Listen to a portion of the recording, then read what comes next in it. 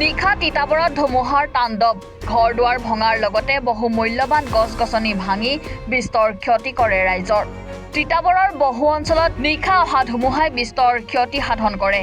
ধুমুহা বৰষুণৰ ফলত বহু লোকৰ বাসগৃহ সম্পূৰ্ণৰূপে ধ্বংস হয়।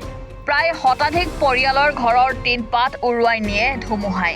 তিতাবৰৰ নামচুঙি সাধুগাঁও বান্দৰচলীয়াকে ধৰি বহু অঞ্চলত ধুমুহাৰ ফলত প্ৰকাণ্ড গছ বাগৰি পৰে, লগতে বিদ্যুতৰ খুঁটা, যাৰ ফলত তিতাবৰৰ লগতে বহু অঞ্চলত ব্যাহত হৈ পৰিছে বিদ্যুতৰ সেৱা।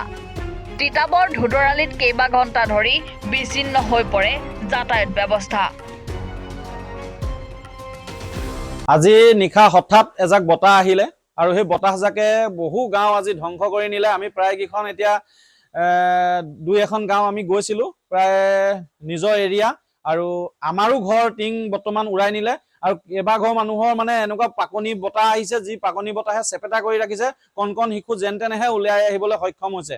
আৰু এনেকুৱা এটা বতাহ আমি তিতাবৰ এইবাৰ প্ৰথমবাৰ পাইছো। তিতাবৰ টাউনৰ পৰা ধৰি এতিয়ালৈকে আমি গম পোৱা মতে বগাগাঁও, ৰঙাজান, সন্দিকৈ গাঁও, তিতাবৰ টাউন, প্ৰায় কেইখন গাঁৱতে আজি এই বতাহজাকে চুই গৈছে। আৰু এনেকুৱা এটা ডাঙৰ বতাহ আমি এইবাৰ প্ৰথম পাইছো। আৰু কি ক'ম আৰু, মানুহৰ মানে গোটেই ঘৰ দুৱাৰ ভাঙি মানে প্ৰায় টিং চিং উৰাই শেষ কৰি দিলে। মানুহৰ ঘৰ ক্ষতিগ্ৰস্ত মানে গোটেই ওপৰখন কমপ্লিট উৰাই নিছে। কেইটামান ঘৰটো একদম ঘূৰাই একদম চেপেটা কৰি দিছে। মানে অকল টিং উৰুৱাটো পিছৰ কথা, গোটেই ঘৰ ভাঙি চেপেটা কৰি দিছে।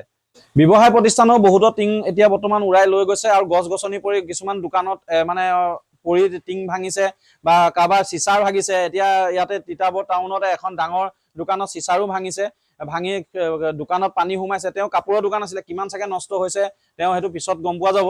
কিন্তু যথেষ্ট ক্ষতিগ্ৰস্ত হৈছে আৰু বহুত যান জঁট হৈ পৰিল আজি তিতাবৰত।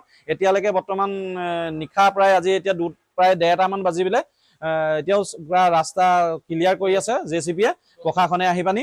আৰু গোটেই গাড়ী জাম হয়, গছ পৰি একদম মানে কেইবাজোপা গছ পৰি তিতাবৰ জাম হৈ গ'ল। তিতাবৰৰ পৰা উৎপল বৰুৱাৰ ৰিপৰ্ট, এনি ভাৰত 24।